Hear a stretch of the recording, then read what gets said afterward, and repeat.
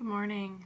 Today is Thursday, June 29th, 2017, and my name is Chelsea Szczyrbak, and it is 5:45 in the morning.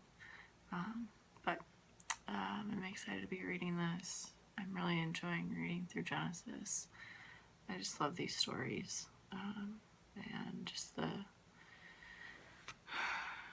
genealogy, just hearing the names, and I'm just really enjoying this. So today we're going to read Genesis 39, 40, and John 16. Let's pray.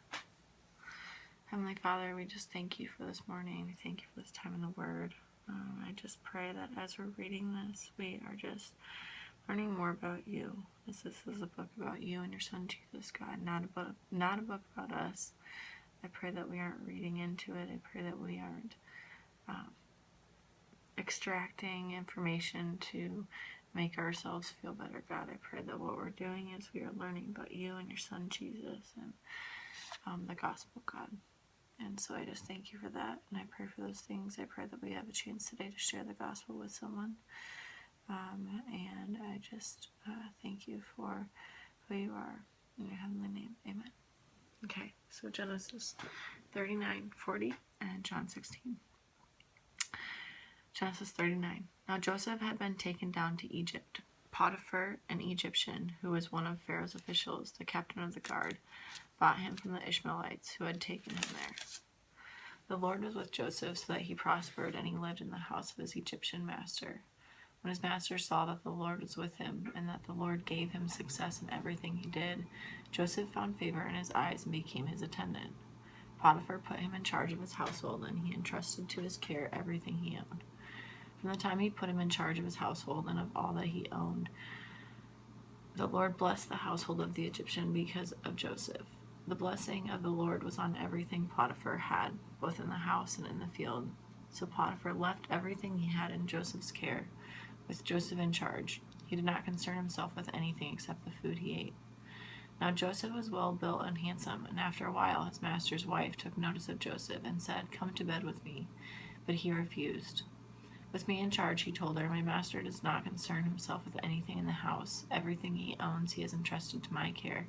No one is greater in this house than I am. My master has withheld nothing from me except you, because you are my wife. Because you are his wife. How then could I do such a wicked thing and sin against God?" And though she spoke to Joseph day after day, he refused to go to bed with her or even to be with her. One day he went into the house to attend to his duties, and none of the household servants was inside. She caught him by his cloak and said, "Come to bed with me." But he left his cloak in her hand and ran out of the house. When she saw that he had left his cloak in her hand and had run out of the house, she called her household servants. "Look," she said to them, "this Hebrew has been brought to us to make sport of us. He came in here to sleep with me, but I screamed. When he heard me scream for help, he left his cloak beside me and ran out of the house." She kept his cloak beside her until his master came home. Then she told him this story. "That Hebrew slave you brought us came to me to make sport of me. But as soon as I screamed for help, he left his cloak beside me and ran out of the house." When his master heard the story, his wife told him, saying, "This is how your slave treated me." He burned with anger. Joseph's master took him and put him in prison, the place where the king's prisoners were confined.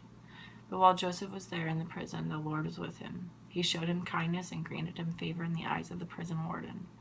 So the warden put Joseph in charge of all those held in the prison, and he was made responsible for all that was done there. The warden paid no attention to anything under Joseph's care, because the Lord was with Joseph and gave him success in whatever he did. Genesis 40. Sometime later, the cupbearer and the baker of the king of Egypt offended their master, the king of Egypt. Pharaoh was angry with his two officials, the chief cupbearer and the chief baker, and put them in custody in the house of the captain of the guard, in the same prison where Joseph was confined. The captain of the guard assigned them to Joseph, and he attended them. After they had been in custody for some time, each of the two women, the cupbearer and the baker of the king of Egypt, who were being held in prison, had a dream the same night, and each dream had a meaning of its own. When Joseph came to them the next morning, he saw that they were dejected. So he asked Pharaoh's officials who were in custody with him in his master's house, "Why do you look so sad today?" "We both had dreams," they answered, "but there is no one to interpret them." Then Joseph said to them, "Do not interpretations belong to God? Tell me your dreams." So the chief cupbearer told Joseph his dream. He said to him, "In my dream I saw a vine in front of me, and on the vine there were 3 branches. As soon as it budded, it blossomed, and its clusters ripened into grapes. Pharaoh's cup was in my hand, and I took the grapes, squeezed them into Pharaoh's cup, and put the cup in his hand." "This is what it means," Joseph said to him. "The 3 branches are 3 days. Within 3 days, Pharaoh will lift up your head and restore you to your position. And you will put Pharaoh's cup in his hand, just as you used to do when you were his cupbearer. But when all goes well with you, remember me and show me kindness. Mention me to Pharaoh, and get me out of this prison. I was forcibly carried off from the land of the Hebrews, and even here I have done nothing to deserve being part in a dungeon." When the chief baker saw that Joseph had given a favorable interpretation, he said to Joseph, "I too had a dream. On my head were 3 baskets of bread. In the top basket were all kinds of baked goods for Pharaoh, but the birds were eating them out of the basket on my head." "This is what it means," Joseph said. "The 3 baskets are 3 days. Within 3 days Pharaoh will lift off your head and impale your body on a pole, and the birds will eat away your flesh." Now the 3rd day was Pharaoh's birthday, and he gave a feast for all his officials.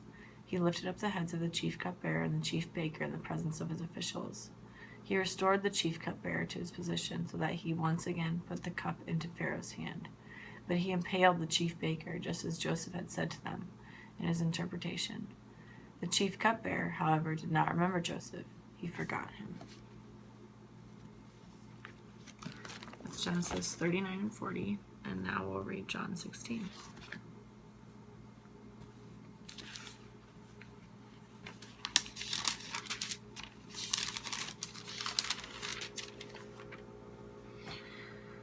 "All this I have told you so that you will not fall away. They will put you out of the synagogue. In fact, the time is coming when anyone who kills you will think they are offering a service to God. They will do such things because they have not known the Father or me. I have told you this so that when their time comes, you will remember that I warned you about them. I did not tell you this from the beginning because I was with you, but now I am going to him who sent me. None of you asks me, 'Where are you going?' Rather, you are filled with grief because I have said these things. But very truly I tell you, it is for your good that I am going away. Unless I go away, the advocate will not come to you. But if I go, I will send him to you. When he comes, he will prove the world to be in the wrong about sin and righteousness and judgment. About sin, because people do not believe in me. About righteousness, because I am going to the Father, where you can see me no longer, and judgment, because the prince of this world now stands condemned. I have much more to say to you, more than you can now bear. But when he, the Spirit of truth, comes, he will guide you into all the truth. He will not speak on his own. He will speak only what he hears, and he will tell you what is yet to come. He will glorify me, because it is from me that he will receive what he will make known to you. All that belongs to the Father is mine. That is why I said the Spirit will receive from me what he will make known to you." Jesus went on to say, "In a little while you will see me no more, and then after a little while you will see me." At this, some of his disciples said to one another, "What does he mean by saying, 'In a little while you will see me no more, and then after a little while you will see me'? And because I am going to the Father?" They kept asking, "What does he mean by a little while? We don't understand what he is saying." Jesus saw that they wanted to ask him about this, so he said to them, "Are you asking one another what I meant when I said, 'In a little while you will see me no more, and then after a little while you will see me'? Very truly I tell you, you will weep and mourn. While the world rejoices, you will grieve, but your grief will turn to joy.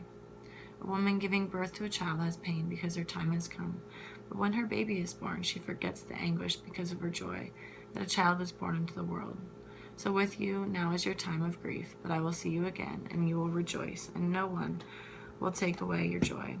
In that day you will no longer ask me anything. Very truly I tell you, my Father will give you whatever you ask in my name. Until now you have not asked for anything in my name. Ask, and you will receive, and your joy will be complete. Though I have been speaking figuratively, a time is coming when I will no longer use this kind of language, but I will tell you plainly about my Father. In that day you will ask in my name. I am not saying that I will ask the Father on your behalf. No, the Father himself loves you because you have loved me, and have believed that I came from God. I came from the Father and entered the world. Now I am leaving the world and going back to the Father." Then Jesus' disciples said, "Now you are speaking clearly and without figures of speech. Now we can see that you know all things and that you do not even need to have anyone ask you questions. This makes us believe that you came from God. Do you now believe? Jesus replied. A time is coming, and in fact has come, when you will be scattered each to your own home. You will leave me all alone. Yet I am not alone, for my Father is with me.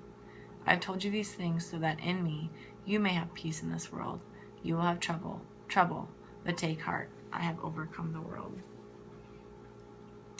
And so that is day 19. It is Thursday, June 29th, 2017. And tomorrow, Ezra and I have been married for 20 days. And I'm really glad that he could be in the video yesterday. It was just nice to have him in there. So I love him so much, and I'm so thankful for him. So, okay, have a great day.